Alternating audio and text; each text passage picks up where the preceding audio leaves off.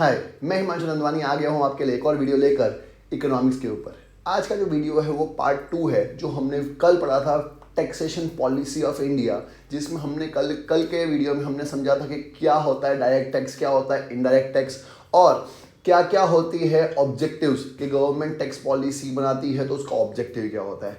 आज हम लोग समझेंगे कि salient features Indian tax system के या इंडियन टैक्स पूरा ऑपरेट कैसे करता है, उसके सेलिएंट फीचर्स कैसे हैं, कितना टैक्स का जो इनकम आता है गवर्नमेंट से वो जीडीपी में कितना कंट्रीब्यूट करता है, क्या फ़र्क है हमारे देश के टैक्स सिस्टम में और दूसरे जो डेवलप्ड नेशंस हैं उनके टैक्स सिस्टम में क्या फ़र्क है, तो क्या क्या ड्रॉबैक्स हैं, क्या क्या हमारे शॉर्टकमिंग्स है टैक्स सिस्टम में, वो हम लोग आज के वीडियो में समझेंगे। तो चलिए स्टार्ट करते हैं आज का वीडियो। सबसे पहले हम लोग बात करते हैं सेलिएंट फीचर्स की कि इंडियन टैक्स सिस्टम के क्या क्या सेलिएंट फीचर्स हैं और उसके बाद हम लोग उसके ड्रॉबैक्स भी पढ़ लेंगे।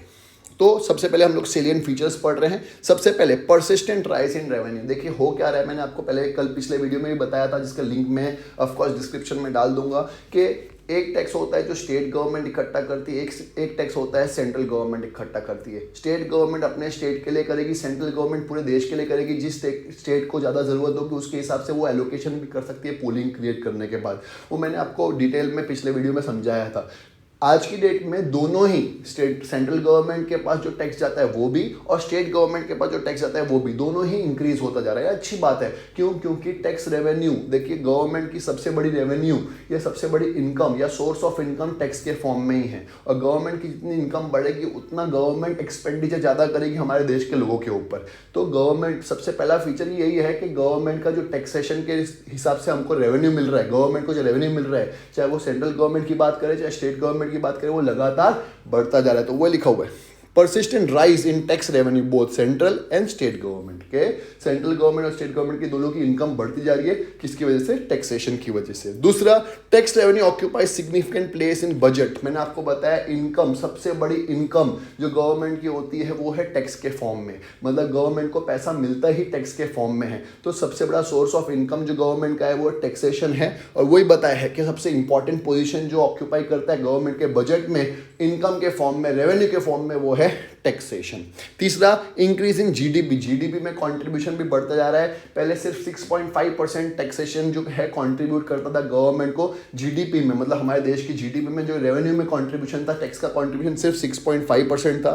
कब? 1950-51 में, जो 16.6% हो चुका है 2015-16 में। 15-16 आते आते 16.6% हो चुका है। आज की डेट में तो ये और बढ़ चुका है, अराउंड 20% पे हम लोग पहुंच चुके हैं कि कितना कंट्रीब्यूट करता है कौन? टैक्सेशन। किसमें? रेवेन्यू कंपोनेंट ऑफ जीडीपी में। लेकिन अभी भी बहुत कम है as compared to developed countries, जो हम लोग शॉर्ट कमिंग्स में जरूर पढ़ेंगे। चौथा, large share of indirect tax. देखिए हो क्या रहा है, मैंने आपको बताया था कि डायरेक्ट टैक्सेशन कैसा होता है, सेल्फ असेसमेंट होता है, और इनडायरेक्ट टैक्सेशन क्या होता है, सबके ऊपर लगता है। डायरेक्ट टैक्स सबके ऊपर लगता नहीं है। एक स्पेसिफाइड ग्रुप ऑफ पीपल जिसकी इनकम एक स्पेसिफाइड अमाउंट के ऊपर जाती है उसको डायरेक्ट टैक्स भरना पड़ता है, इनकम टैक्स जैसा, वेल्थ टैक्स जैसा। लेकिन इनडायरेक्ट टैक्स सबको भरना पड़ता है, चाहे आपकी इनकम कितनी भी हो। मैं जाऊं पेट्रोल भराने, आप जाओ पेट्रोल भराने, दोनों को टैक्स उतना ही लगना है। मुकेश भाई अंबानी जाएंगे तो भी उनको उतना ही टैक्स लगना है। और इन द सेम वे, मैं आप रेस्टोरेंट में जाऊं, आप रेस्टोरेंट में जाओ या होटल्स में जाओ, हम दोनों को इक्वल टैक्स लगता है। वो कभी पूछते नहीं आपकी इनकम कितनी है तो हमारा टैक्सेशन का अमाउंट भी उस पर डिफर करेगा, ऐसा नहीं होता है। तो इसलिए इनडायरेक्ट टैक्स का ज़्यादा लोग इनडायरेक्ट टैक्स भरते हैं, इसकी वजह से इनडायरेक्ट टैक्स ज़्यादा कंट्रीब्यूट करता है as compared to direct tax.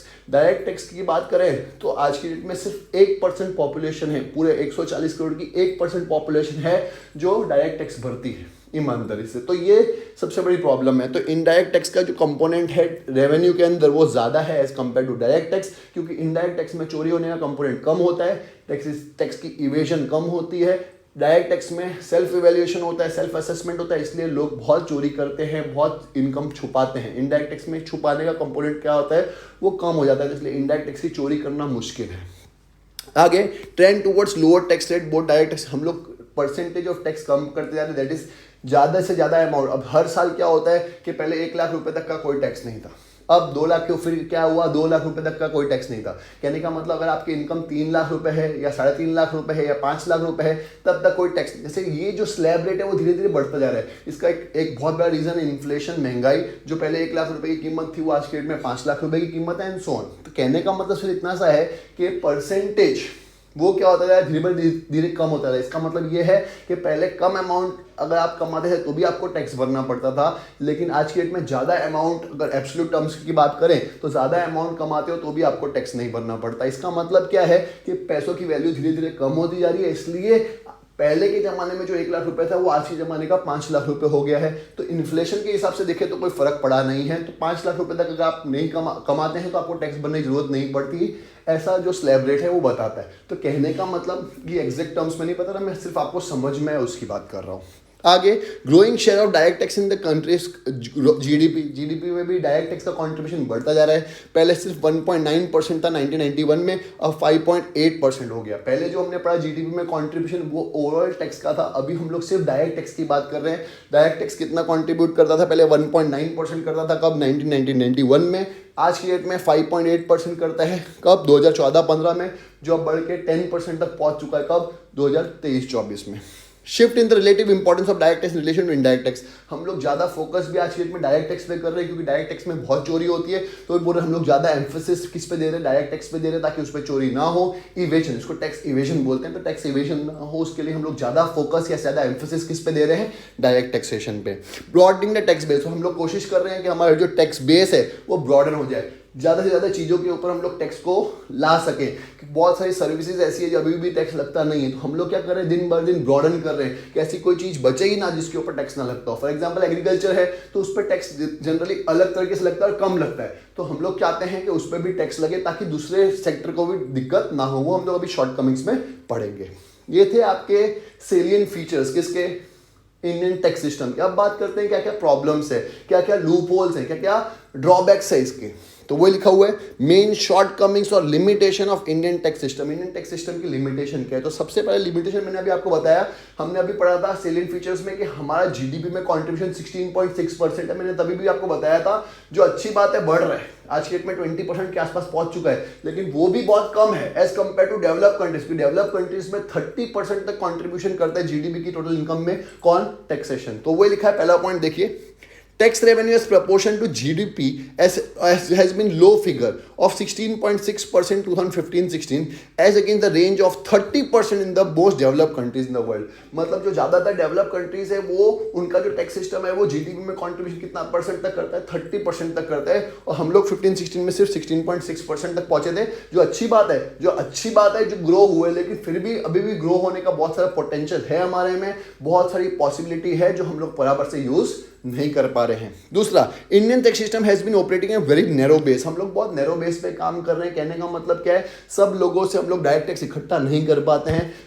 ऐसा नहीं है कि सिर्फ 1% पॉपुलेशन ही है जो कमाती है एक स्पेसिफाइड अमाउंट के ऊपर, तो सबको टैक्स बनना चाहिए। बहुत सारे लोग हैं इंडिया में, बहुत रिच पीपल है, लेकिन सिर्फ 1% पॉपुलेशन ही है जो ईमानदारी से टैक्स भर रही है। तो वो लिखा हुआ देखिए ध्यान से, the number of income tax pay constitute hardly about 1% of total population. मतलब सिर्फ टोटल पॉपुलेशन का सिर्फ 1% ही है जो बहुत ईमानदारी से टैक्स भरता है, बाकी सब नहीं भरता। इसका मतलब हमारा स्कोप जो है वो बहुत वाइडन करने की जरूरत है, बहुत सारे लोगों को डायरेक्ट टैक्स के दायरे के अंदर लाने की जरूरत है।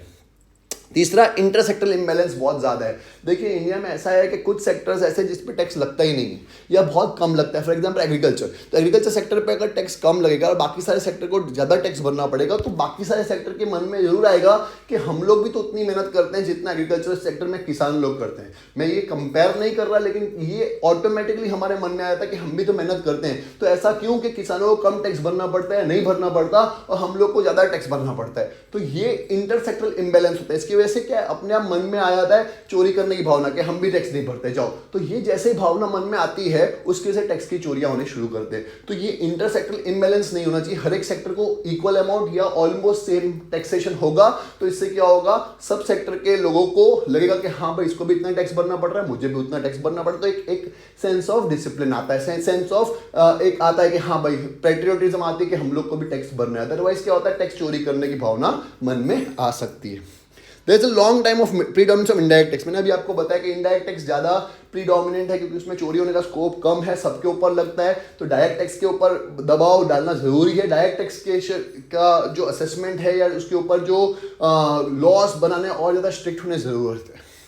They are mounting tax arrears, मैंने आपको बताया एरियर्स का मतलब होता है लोग टैक्स भरते नहीं है टाइम पे, और नहीं भरते, टाइम पे क्या भरते ही नहीं है, चोरी बहुत करते हैं। तो टैक्स इन एरियर्स का मतलब यही है कि लोगों को बहुत सारे टैक्स एरियर्स है, मतलब भरने बाकी हैं, नहीं भर पा रहे हैं, गवर्नमेंट कुछ नहीं कर पा रही है, कुछ लोग भाग जाते हैं तो भी कुछ गवर्नमेंट नहीं कर पाते, तो एरियर्स बहुत ज़्यादा है। और इसकी वजह से टैक्स इवेशन मतलब टैक्स की चोरियाँ भी बहुत ज़्यादा है। इंडिया में टैक्स की चोरी बहुत होती है, लोग ईमानदारी से टैक्स भरते नहीं हैं। तो ये सारे क्या है, शॉर्टकमिंग्स हैं किसके, इंडियन टैक्स सिस्टम के। तो ये लूप होल्स हैं जिसको गवर्नमेंट को देखना जरूरी है कि कैसे इन लूप होल्स को गवर्नमेंट भर सकती है और इंडिया गवर्नमेंट को ज़्यादा से ज़्यादा टैक्सेशन के फॉर्म में पैसा मिल सकता है, ताकि ज़्यादा गवर्नमेंट खर्च कर सके लोगों की डेवलपमेंट के लिए और हमारा एक देश बहुत ही प्रॉस्परस देश कल को हो जाए। मतलब अभी भी हो ही रहा है ऑफकोर्स, लेकिन और स्पीड से होना बहुत ज़रूरी है और उसमें मेरे को और आपको कंट्रीब्यूट करने की ज़रूरत है।